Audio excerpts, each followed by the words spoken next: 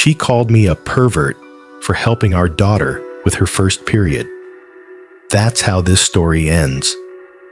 But to understand how it started, you need to know what it feels like to raise 3 daughters alone. You need to know what it feels like when the woman you built a life with walks out, leaving you holding every broken piece of what used to be a family. I'm 37. I teach kindergarten. I come home to 3 girls, ages 8, 10, and 12, and a house that used to be filled with 2 parents. Their mother left us when our youngest was 4. For another man. She still calls. She pays child support, but that's about it. No school pickups, no soccer games, no piano recitals, no birthday cakes baked in the middle of the night because your 8-year-old changed her mind and wants strawberry instead of chocolate. That's me. That's been me for years now. A few weeks ago, I was doing laundry. The kind of quiet, mundane task that makes the world feel briefly normal. Sorting clothes, folding socks, the routine that anchors chaos. That's when I noticed it. Red spots on my oldest daughter's underwear. I froze. Not because I was grossed out, not because I didn't know what it was, but because I realized she hadn't told me. When I asked her gently if she was okay, she broke down in tears. She said she tried to call her mom. She left messages, but her mom never called back. She'd been stuffing toilet paper into her underwear for days, just hoping it would work, hoping it would stop. My daughter, 12 years old, gymnast, brave as hell, had been going through her first period alone. No one should have to do that, especially not a child. So I did what any parent should do. I told her it was nothing to be ashamed of. I found some great resources online, diagrams, articles, videos, things we could look at together. We sat side by side, her still sniffling, me still trying not to cry. And we learned, together. Then we went to the store. I told her she could pick out whatever products made her feel comfortable. She chose Playtex Sport. She's a gymnast. Of course she did. Afterward, I realized something important. If my oldest had gone through this alone, what about my younger 2? They were next. So I decided we weren't going to treat this like a secret. This was going to be a celebration, a rite of passage, not a shadow hanging over the house. I asked my 12-year-old if she wanted to help me prepare the other 2. She nodded with this look in her eyes, a mix of pride and strength I'll never forget. She said yes. She wanted to help. We made a whole night of it. I cooked dinner.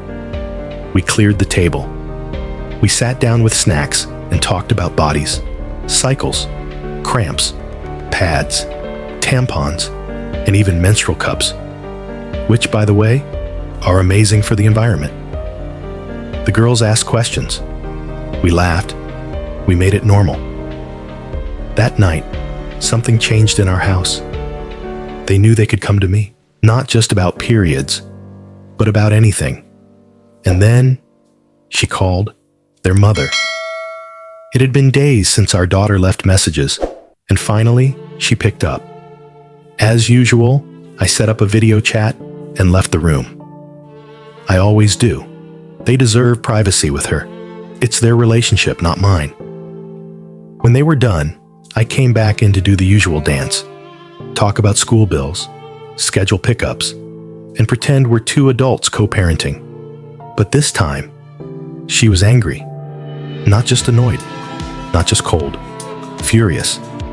She asked me, no, she accused me of being sick and perverted for talking to our daughters about their periods. She shouted, "Why didn't you call me?" I said, "She did. She tried. You didn't answer." She didn't care. She said I should have called one of her sisters or her mother.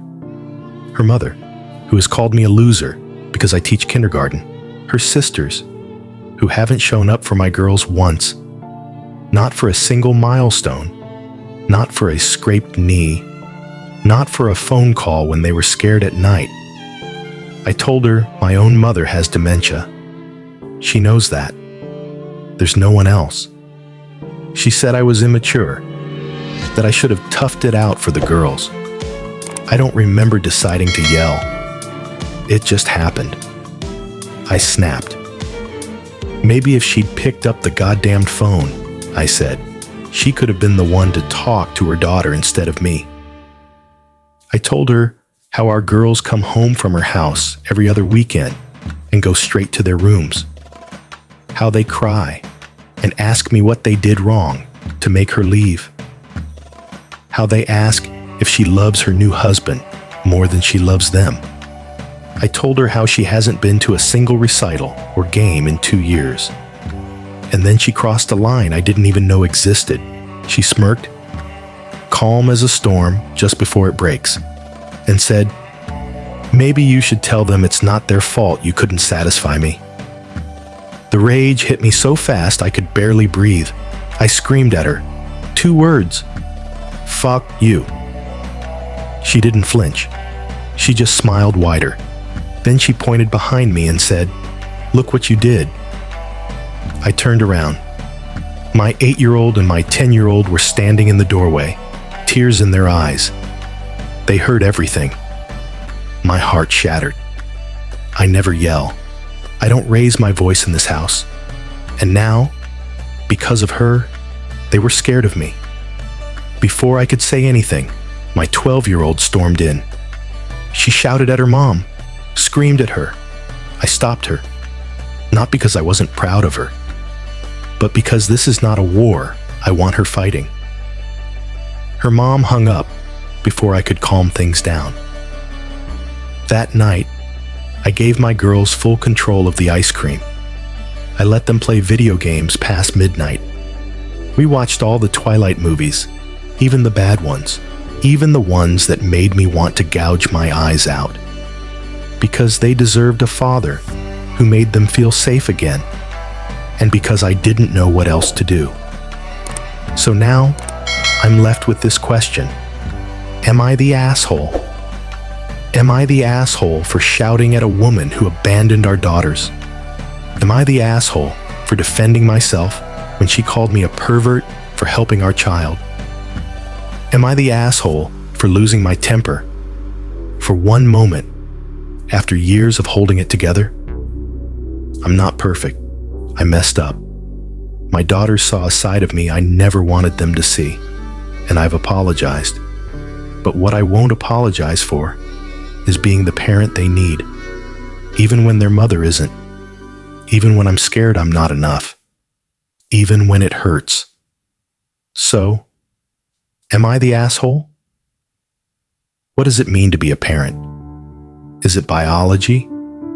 Is it who shows up when the milestones happen? Or is it who shows up when they don't? This man didn't ask to be a single dad. He didn't ask to be the one comforting his daughter through her first period, or navigating tears, or explaining love in the aftermath of betrayal. But he showed up. He didn't flinch, even when the world told him he wasn't supposed to. And yet, when he finally broke, when the years of pressure cracked into one painful scream, he asked the question so many good parents secretly carry: am I the asshole for being human? This isn't just a story about periods. It's not just about divorce. It's about the quiet dignity of fatherhood. The kind that doesn't get celebrated. The kind that doesn't make headlines. It's about the fathers who do the hard, awkward, unrewarded work and still doubt if they're doing enough. If you're listening to this and you've ever been the one who stayed, the one who picked up the phone, the one who learned what you didn't know because your kids needed you to know it, then this story is for you. And if you've ever lost your temper and hated yourself for it, but made it right afterward, That's not failure. That's parenting. What do you think? Was he wrong to shout? Or was he finally allowed to be real? Tell us what you would have done. And tell us, who raised you when the other parent disappeared? This is the AITA Story Vault, where real stories become real voices. And maybe, just maybe, we remind each other what love actually looks like.